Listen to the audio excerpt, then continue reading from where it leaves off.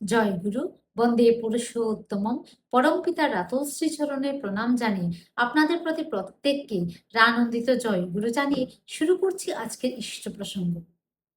সর্দি কাশির টুটকা নিয়ে আজকের ইষ্ট প্রসঙ্গে আলোচনা করব। সর্দি কাশি এমন একটা রোগ যেটা প্রায় সময় সবার ঘরে হয়েই থাকে। সর্দি কাশি একটা কমন রোগ, আমাদের সবসময় লেগেই থাকে। বিশেষ করে কাশি, যখন কাশি হয় এই রকম দেখা যায় যে 6 মাস ধরে চলছে, কাশি কমছেই না। অনেক সিরাপ খেয়েছি, অনেক সাবধানে থাকার চেষ্টা করছি, গরম জল পান করছি সর্বদা, কিন্তু তারপরেও দেখা যাচ্ছে যে কাশি কিছুতেই কমছে না।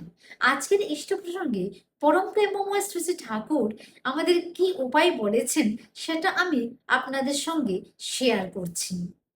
শ্রী শ্রী ঠাকুর সন্ধ্যায় শতাধিক ভক্ত পরিবেষ্টিত হয়ে অশ্বত্থতলায় বসে আছেন। কেউ কেউ ব্যক্তিগত সমস্যাদের কথা বলছেন। একজনের ছেলের খুব সর্দি কাশি। শ্রী শ্রী ঠাকুর তাকে বললেন, রোজ খুব ভালো করে তেল মাখবি, পুদিনা, শুল্প আর ধনেপাতা, পুরনো তেঁতুল, লঙ্কা ও চিনি দিয়ে বেটে চাটনি মতো করে রোজ খেতে দিবি। দরকার হলে স্কটস ইমালশনও খাওয়াতে পারিস। খুব সদাচারে থাকবি।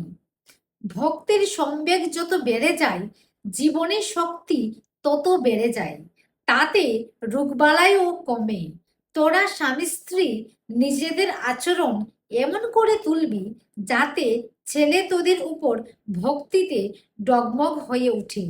শ্রী শ্রী ঠাকুর বলছেন যে পুদিনা, শুল্প আর ধনেপাতা, পুরনো তেঁতুল, লঙ্কা ও চিনি দিয়ে বেটে চাটনি মতো করে খেতে, দরকার হলে স্কটস ইমালশনও খাওয়াতে হবে, এবং আমরা যেন খুব সদাচার পরায়ণ হয়ে চলি তিনি এটাও বলেছেন।